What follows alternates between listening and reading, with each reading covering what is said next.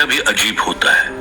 मौत को गले लगाकर वापस जिंदगी पाने की इच्छा में राहुल इस कदर तड़प रहा था जैसे एक मछली तड़पती है पानी से बाहर निकल जाने पर।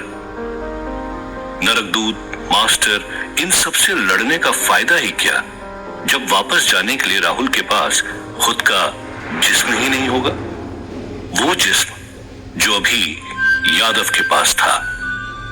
शमशान में जलती हुई चिताओं के बीच यादव राहुल के जिस्म को धीरे धीरे आग के करीब लेके जा रहा था। आग की तपन से यादव को दर्द तो हो रहा था, पर एक अजीब सा सुकून भी यादव के दिल में, राहुल के वजूद को मिटाने का सुकून, उसके जिस्म को जलाकर राख कर देने का सुकून। आग की तपन इस हद तक बढ़ चुकी थी कि उसने राहुल के जिस्म के बालों को जलाना शुरू कर दिया था। इधर जेल में बैठा राहुल अपने जलते हुए जिस्म का दर्द महसूस कर पा रहा था। खुद को संभालते हुए राहुल ने उड़ने की कोशिश की, पर दर्द इतना था कि राहुल अपनी शक्तियों पर फोकस नहीं कर पा रहा था। राहुल भागते हुए नायडू के पास पहुंचा।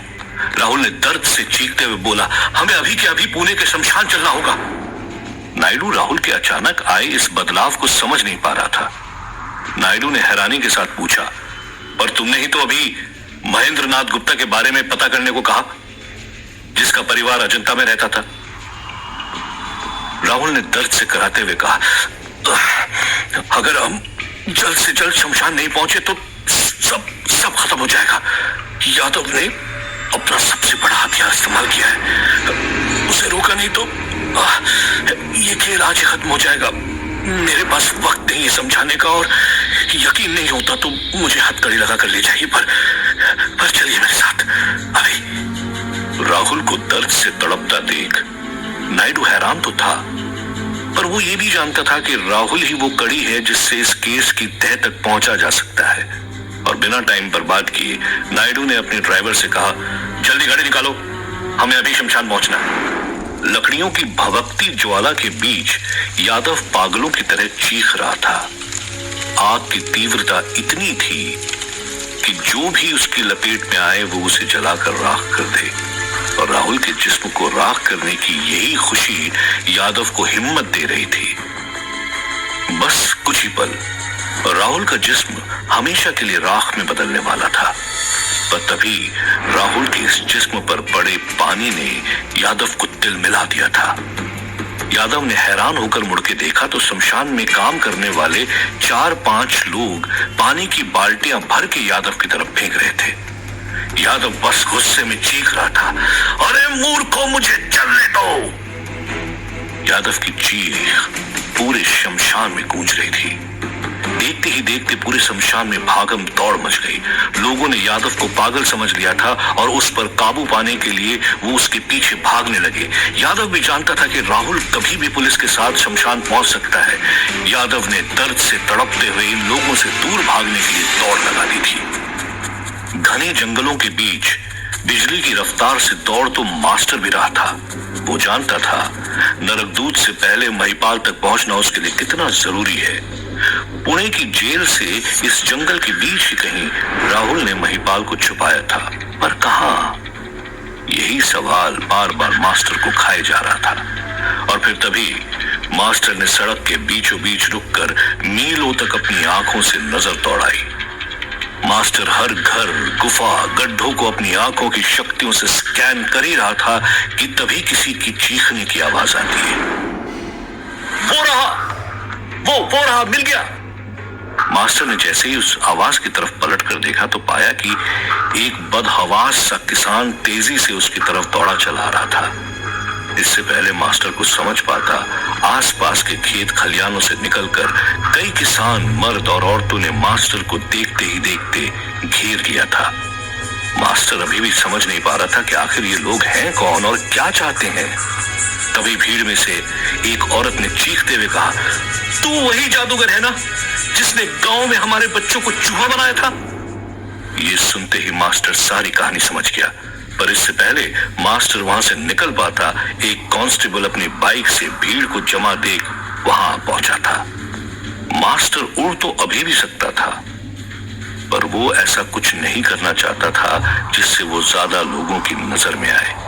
आखिर जुर्म की दुनिया का बेताज बादशाह का खौफ इतने सालों तक इसीलिए कायम था क्योंकि लोगों को उसकी असलियत पता नहीं थी। मास्टर जानता था वो जितना लोगों की नजर में आएगा उतनी ही ज्यादा फोर्स उसके पीछे आएगी और उतना ही मुश्किल हो जाएगा मास्टर के लिए अपने डर को लोगों के दिलों में कायम रखना। इसीलिए मास्टर के शातिर दिमाग ने बेचारा होने का अजीब सा ढोंग रचा। पुलिस वाले को देखते ही मास्टर ने भोला भाला चेहरा बनाकर कहा, कैसे बात कर रहे हैं आप लोग हैं? मैं कैसे बच्चों को चूहा बना सकता हूं? पर भीड़ मास्टर की एक नहीं सुन रही थी। भीड़ को शांत करते हुए कांस्टेबल शिंदे आगे आया।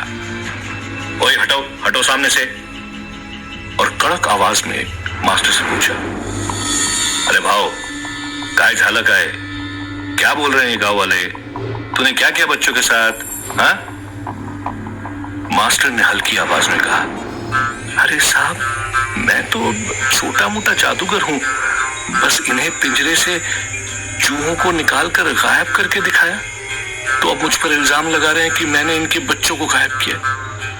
मैं तो कहता हूं इन गांव वालों ने ही कुछ न कुछ किया होगा अपने बच्चों को साहब। भीड़ उग्र होकर नारे लगाने लगी। शिंदे ने उन्हें दोबारा शांत करते हुए पूछा, बच्चों को गायब नहीं किया तो बता चूहा कैसे गायब किया तूने? हाँ? मास्टर ने आंख चुराते हुए कहा, ऐसे कैसे साहब, ये जादू ही तो मेरी रोटी है।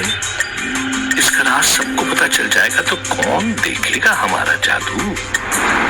शिंदे ने भीड़ को देखा और फिर मास्टर के पास आकर हल्के से कहा, ठीक है तो फिर चल, सिर्फ मेरे को पता तेरा राज, सच निकला तो ठीक, वरना थाने ले जाकर ऐसी पिटाई लगाऊंगा। ये सुनते ही मास्टर का खून खौल उठा। और हो भी क्यों ना, आज तक किसी ने मास्टर के साथ इस तरह से बात नहीं की थी।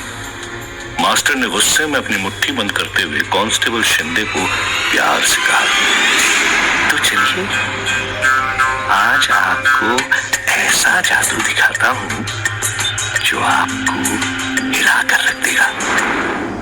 ये कहते ही मास्टर के चेहरे पर वही शैतानी हंसी साफ झलक रही थी। शिंदे भी मास्टर के कहने पर भीड़ से दूर मास्टर के साथ चला गया। उसे अंदाजा भी नहीं था कि मास्टर से ऊंची आवाज में बात करने की सजा उसे किस भयानक रूप में मिलने वाली थी। पर जो सजा यादव राहुल को देना चाहता था उस पर तो शमशान घाट के लोगों ने पानी फेर दिया था। इसके बावजूद यादव नहीं रुका और अगले ही पल शमशान के लोगों ने वो भयानक मंजर देखा जिसकी कल्पना उन्होंने सपने में भी नहीं की थी। यादव शमशान पर स्थापित सभी चिताओं पर एक के बाद एक कूदता गया और उसके पांव पड़ते ही चिता आग से भभक उठती और देखते ही देखते यादव ने वहां मौजूद सभी चिताओं पर आग लगा दी थी, जो देखकर शमशान वाले लोग दंग रह गए थे। ऐसा लग रहा था कि मानो खुद शैतान प्रकट हो गया हो। और फिर यादव ने चीखते हुए कहा, जितना पानी डाल सकते हो ले आओ। हाँ, और छिड़को मुझ पर पानी, रुक क्यों गए? यादव की चीख सड़क तक साफ सुनाई दे रही थी, जहां नायडू राहुल और अपनी टीम के साथ वहां पहुंच गया था। नायडू ने अपनी टीम की तरफ इशारा करते हुए कहा, ये यहां से बचकर वापस नहीं जाना चाहिए। नायडू का ऑर्डर सुनते ही पूरी टीम शमशान की चारों तरफ फैल गई। नायडू भी तेजी से यादव की तरफ जाने लगा। तभी राहुल ने चिल्लाकर नायडू से पूछा, नायडू साहब मेरी हथकड़ी तो खोल दो, मेरे बिना नहीं हरा पाओगे उसे। नायडू ने राहुल की तरफ देखकर निडरता से कहा, आज तुम दोनों का खेल मैं अपने हाथों से खत्म करूंगा। ये कहते हुए नायडू वहां से तेजी से शमशान की तरफ बढ़ गया। यादव अपनी तरफ बढ़ती हुई पुलिस को देखकर और आग बबूला हो गया और फौरन ही वो जलती चिता पर खड़ा हो गया। इधर पुलिस जीप में बैठा राहुल दर्द से चीख पड़ा। राहुल जानता था अगर उसने जल्दी ही कुछ नहीं किया तो उसकी आंखों के सामने उसका पूरा जिस्म राख हो जाएगा। और तभी राहुल की नजर शमशान तट से सटकर बह रही नदी पर पड़ गई और फिर राहुल ने अपनी उंगली उस नदी की तरफ उठाई और देखते ही देखते नदी का पानी एक विशाल लहर में बदल गया। ये देख शमशान के लोग उल्टे पांव वहां से भाग खड़े हुए। पुलिस वालों की तरह यादव भी भौंचक्का रह गया। सैकड़ों जलती हुई चिताओं के ऊपर जैसे पानी की लहर चेतन की तरह खड़ी थी, और फिर जैसे ही राहुल ने अपनी मुट्ठी बंद की, वो लहर सुनामी की तरह उन जलती चिताओं पर फैल गई। पानी के बहाव ने यादव को भी चिता से दूर फेंक दिया था। राहुल का मास्टर स्ट्रोक काम कर गया था, क्योंकि गीली लकड़ियों को दोबारा जला पाना आसान नहीं था। यादव ने अपनी आंखों से स्कैन करते हुए राहुल को पुलिस जीप से निकलते हुए देखा, और पांव पर दोबारा खड़ा होकर यादव ने गुस्से में चीखा, राहुल! पुलिस वालों ने अपनी अपनी बंदूक तान ली थी, पर नायडू ने उन्हें गन्स नीचे करने का ऑर्डर दे दिया। पूरे दिन की घटनाक्रम से नायडू इतना तो समझ गया था कि इन शक्तियों के आगे लोहे से बनी गोलियों का जोर नहीं चलेगा। नायडू तो यही चाहता था, इन दोनों की जंग जैसे लोहे को लोहा काटता है, वैसे ही एक दूसरे को यही खत्म कर सकते थे। आज ये किस्सा खत्म करने का मन तो राहुल ने भी बना लिया था। इसीलिए उसने यादव की तरफ देखते हुए हुंकार भरी और जोर से चीखा, यादव, आज तेरा खेल यहीं खत्म होगा। गुस्से से आग बबूला यादव बिजली की रफ्तार से राहुल की तरफ बढ़ा। दूसरी ओर राहुल भी चील की गति से यादव की तरफ लपका, पर इससे पहले कि वो एक दूसरे से टकरा पाते, यादव राहुल के बाजू से झुककर राहुल के पीछे घने जंगलों में भाग गया। यादव को भागता देख राहुल कुछ समझ नहीं पाया। यादव यहाँ राहुल से लड़ने आया ही नहीं था, उसके दिमाग में तो कुछ और ही प्लान था, जिससे राहुल भी बेखबर था। यादव को भागता देख नायडू भी हरकत में आया और तुरंत अपनी यूनिट को जंगल में यादव को ढूंढने के लिए भेज दिया। पर अब तक राहुल समझ चुका था कि इन पुलिस वालों की मदद से कुछ हासिल नहीं होगा। इस जंग को खत्म करने के लिए उसे ही कुछ करना पड़ेगा। इन रहस्यों की गहराइयों में जाना होगा उसे। मंजिल मिलेगी या नहीं, इस बात का तो राहुल को पता नहीं था, पर हाँ, राहुल उस मंजिल तक पहुंचने का रास्ता जरूर जानता था।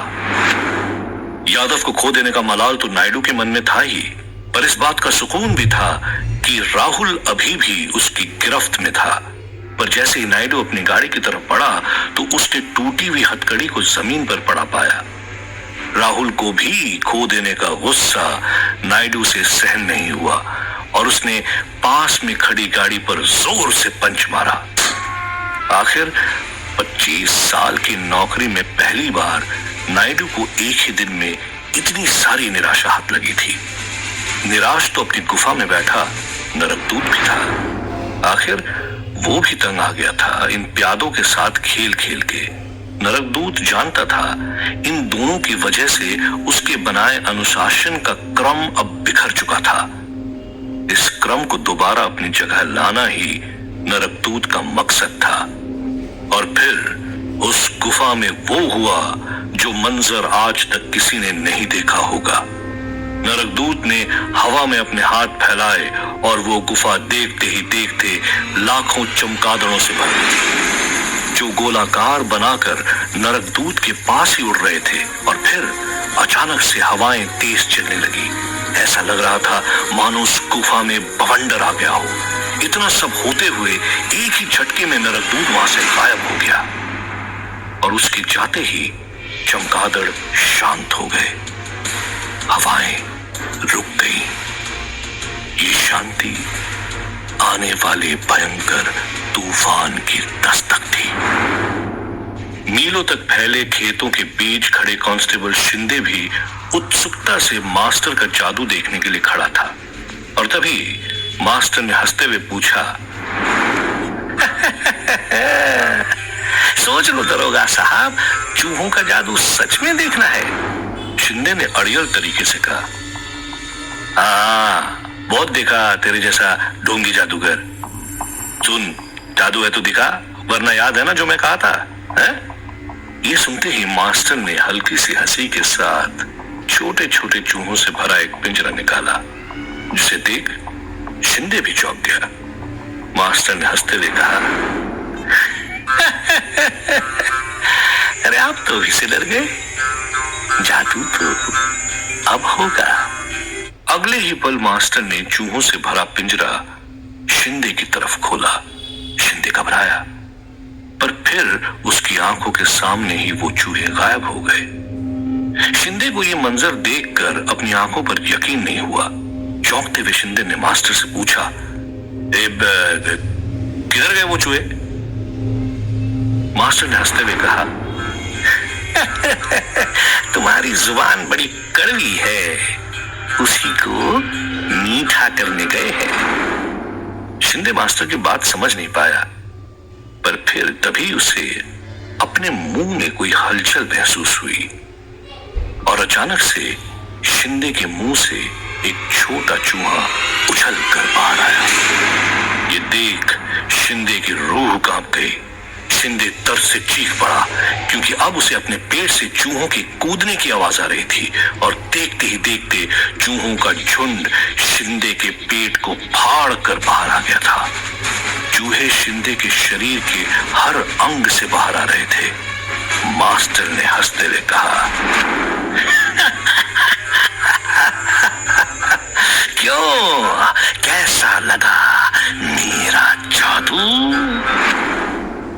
ये कहते ही मास्टर ने अपना हाथ घुमाया और एक पानी का कुंड जमीन पर आया, जिसमें खून से लथपथ चूहों ने छलांग लगाकर खुद को साफ किया और चुपचाप दोबारा उसी पिंजरे में चले गए। मास्टर के रास्ते का कांटा तो निकल गया था, पर एक सवाल अभी भी मास्टर को परेशान कर रहा था, आखिर महिपाल है कहां?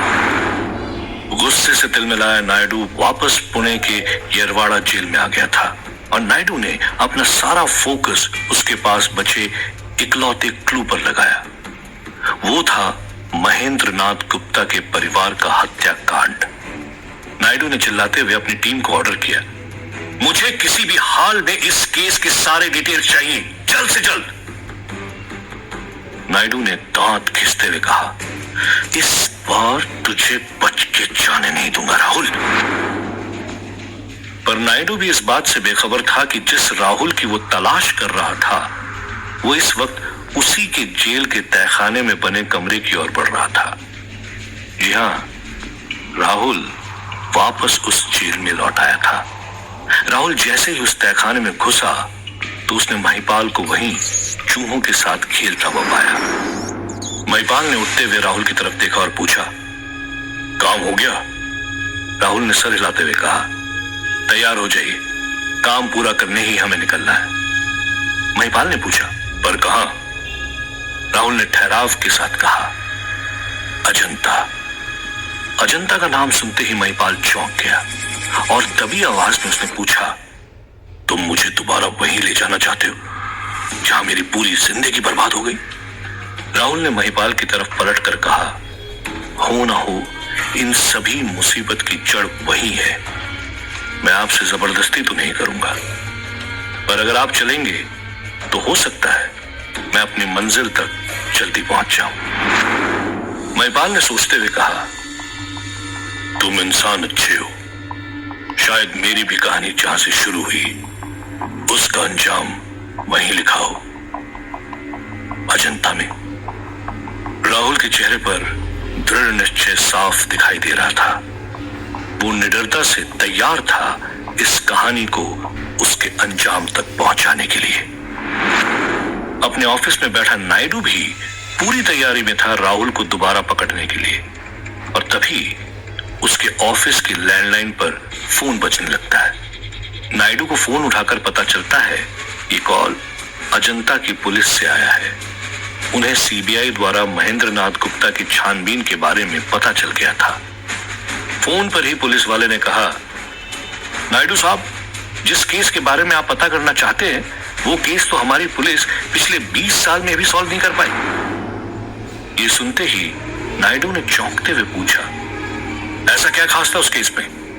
पुलिस वाले ने सहमते हुए कहा, पूरा परिवार मर गया था, ये तो सब जानते हैं, पर आज तक हमने एक बात मीडिया और लोगों से छुपाई हुई थी। नायडू ने उत्सुकता से पूछा, क्या? पुलिस वाले ने कहा, जब हमने उस परिवार को चिता पर लेटाया तो घंटों तक सैकड़ों लकड़ियां जलने के बाद भी परिवार के एक भी सदस्य को आग जला नहीं पाई। ये सुनते ही नायडू अपनी कुर्सी से खड़ा हो गया। पुलिस वाले ने आगे समझाते हुए कहा, इसीलिए हमने परिवार वालों की बॉडी जमीन में गाड़ दी थी, और आप यकीन नहीं मानोगे, जहां वो बॉडीज गड़ी हैं, वो जमीन बिल्कुल बंजर हो चुकी है। इतनी इंफॉर्मेशन नायडू के लिए काफी थी। नायडू ने फोन काटते हुए एक कांस्टेबल को अंदर बुलाया और उससे कहा, जल्दी गाड़ी तैयार करो, हम अजंता जा रहे हैं। ये कहानी जो मुंबई से शुरू होकर पुणे तक आ पहुंची थी, उसकी जड़ें तो अजंता में थी। रहस्यों से भरे अजंता में कई ऐसे राज दफन थे जिसने सभी किरदारों को चौंका कर रख दिया था।